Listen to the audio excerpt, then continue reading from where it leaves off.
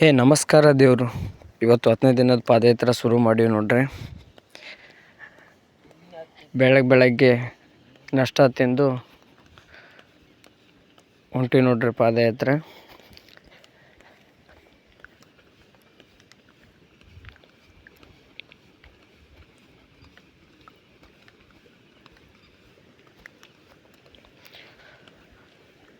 ನೋಡ್ರಿ, ನಾವು ಕಾಡಿಗೆ ಎಂಟ್ರ್ ಆಗಿದ್ವಿ.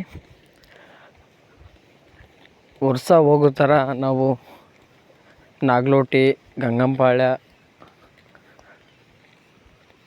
ಭೀಮನಕೊಳ್ಳದ ಮುಖಾಂತರ ಹೋಗ್ತಿಲ್ಲ. ಯಾಕಂದ್ರೆ ಅರಣ್ಯ ಇಲಾಖೆ ಅವರು ನಾಟ್ ಅಲೌಡ್ ಬೋರ್ಡ್ ಹಾಕಿದ್ದಾರೆ. ಕೇಳಿದರೆ ನಾವು ಹುಲಿಗಳ ಸಂಖ್ಯೆ ನೆನೆಸ್ತಾ ಇದ್ದೀವಿ ಅಂತ ಹೇಳ್ತಾ ಇದ್ದಾರೆ. ಆದ ಕಾರಣ ನಾವು ಎಲ್ಲರೂ ಮೇನ್ ರೋಡ್ ಮುಖಾಂತರ ಶ್ರೀಶೈಲ ಪಾದಯಾತ್ರೆ ಹೊಂಟಿದ್ದೇವೆ. ಆ ದಾರಿಗೆ ಈ ದಾರಿಗೆ ಕಂಫರ್ ಮಾಡಿದರೆ ಒಂದು 70 ಕಿಲೋಮೀಟರ್ ನಮಗೆ ಹೆಚ್ಚಿಗೆ ದಾರಿ ಇದೆ ಮುಂದೆ. ಹಾಗಾಗಿ ಇವತ್ತು ಸರಿಸುಮಾರು 45 ಕಿಲೋಮೀಟರ್ ನಾವು ನಡಿಬೇಕಾಗಿದೆ.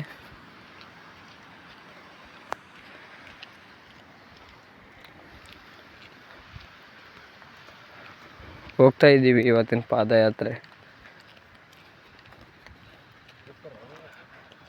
ನೋಡಿ ಬೆಟ್ಟ ಎಲ್ಲ ಹೇಗಿದೆ, ಚಿಕ್ಕ ರೋಡು ಆದರೂ ಹೋಗ್ತಾ ಇದ್ದೀವಿ. ಫಾರೆಸ್ಟವರೆಲ್ಲ ನಮಗೆ ಚೆಕಿಂಗ್ ಮಾಡ್ತಾ ಇದ್ದಾರೆ.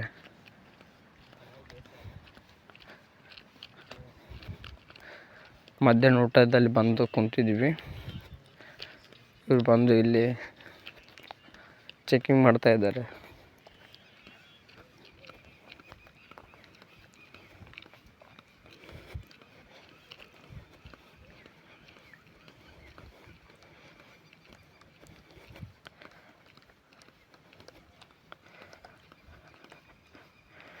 ಹಾಗೆ ಮಧ್ಯಾಹ್ನ ಊಟ ಕೂಡ ಮುಗಿಸಿ ನಾವು ಮತ್ತೆ ಪಾದಯಾತ್ರೆಯನ್ನು ಮುಂದುವರಿಸಿದ್ವಿ. ನೋಡಿ ಬಿದಿರುಗಳು ಹೇಗಿದೆ ಕಾಡಲ್ಲಿ.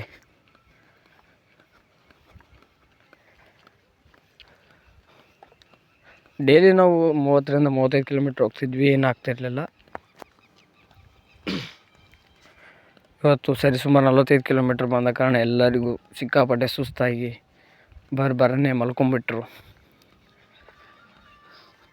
ಡಿಸ್ಕಷನ್ ಕೂಡ ಮಾಡಿದರು, ಇಷ್ಟ್ಯಾಕೆ ದೂರ ಬಂದಿರಿ, ಎಲ್ಲೇನು ನೋಡಿ ಸನಿಹದಲ್ಲಿ ಇರಬೇಕಿಲ್ಲ ಅಂತ. ಆಮೇಲೆ ಎಲ್ಲರಿಗೂ ಊಟ ಕರೆದು ಊಟಕ್ಕೆ ಕೊಟ್ವಿ. ಅದಾದಮೇಲೆ ನಾವು ಕೂಡ ಊಟ ಮಾಡಿದ್ವಿ.